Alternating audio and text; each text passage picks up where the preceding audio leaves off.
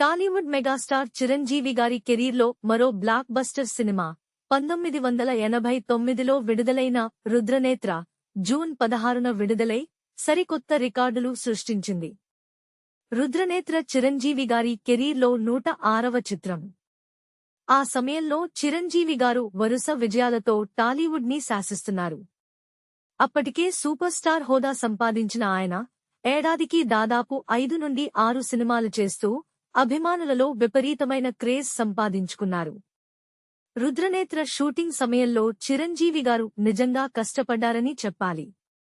ఇందులో spy agent పాత్ర కోసం ఆయన ప్రత్యేకమైన ఫిజికల్ ట్రైనింగ్ తీసుకున్నారు.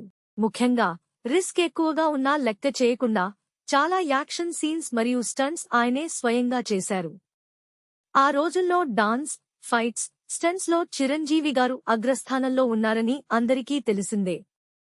ఈ సినిమా విడుదలకు ముందు అభిమానులు చేసిన హంగామా మామూలుగా లేదు. మెగా ఫ్యాన్స్ అసోసియేషన్స్ థియేటర్ల ముందు భారీ కటౌట్లు పెట్టి పాలాభిషేకాలు చేసేవారు. బ్లాక్ లో టికెట్లు దొరకవని రిలీజ్ ముందు రోజే థియేటర్ల ముందు పడుకుని ఎదురుచూసేవారు. ఇది అప్పటి మెగా ఫ్యాన్ కల్చర్కు ఒక స్పష్టమైన ఉదాహరణ. దర్శకేంద్రుడు కె. రాఘవేంద్రరావు గారితో చిరంజీవి గారికి ఇదొక సక్సెస్ఫుల్ కాంబినేషన్. వీరిద్దరి కలయికలో అప్పటికే అత్తకు యముడు, అమ్మాయికి మొగుడు వంటి ఎన్నో హిట్ సినిమాలు వచ్చాయి. రుద్రనేత్ర కోసం కూడా రాఘవేంద్రరావు గారు హై బడ్జెట్తో రిచ్ విజువల్స్, విదేశీ లొకేషన్స్ మరియు ఫైట్స్ ప్లాన్ చేశారు.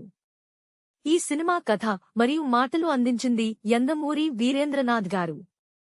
కుట్ర సిద్ధాంతాలు లేదా కాన్స్పిరసీ థియరీస్ ఆధారంగా రూపొందిన ఈ కథ ఆ కాలంలో టాలీవుడ్లో సరికొత్త ప్రయోగం.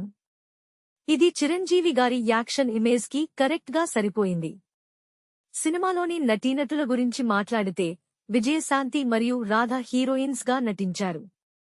వారి డాన్స్ మరియు నటన ఈ సినిమాకి ప్లస్ పాయింట్స్.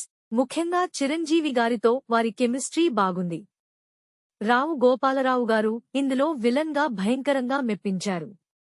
సుమతి జోసెఫిన్ అంటే రేఖ గారు, ప్రకాష్ రాజ్, ఆలీ తదితరులు ముఖ్య పాత్రల్లో నటించారు. చిరంజీవి గారు షూటింగ్ సమయంలో సహనటీనటులతో చాలా స్నేహంగా ఉండేవారట. ఇది ఆయన వ్యక్తిత్వానికి గొప్ప నిదర్శనం. అలాగే ఇళయరాజా గారు అందించిన సంగీతం, ముఖ్యంగా ఏమని పాట ఇప్పటికీ వినిపిస్తూనే ఉంది. కళ్యాణి వెంకటేశ్వర ఆర్ట్స్ పతాకంపై కె. రవీంద్రనాథ్ ఈ సినిమాను నిర్మించారు. ఈ సినిమా థియేటర్లలో భారీ స్పందన పొందింది. 100 రోజులు ప్రదర్శితమై బాక్సాఫీస్ వద్ద విజయం సాధించింది. చిరంజీవి గారు ఇందులో నేత్ర అనే స్పై ఏజెంట్ పాత్రను పోషించారు. నేత్ర డ్రగ్స్ మరియు పాయిజన్ కాన్స్పిరసీని ఆపడానికి నియమించబడతాడు. దీనికోసం రకరకాల దేశాలు తిరుగుతూ కుట్రదారులను ఎదుర్కొంటాడు.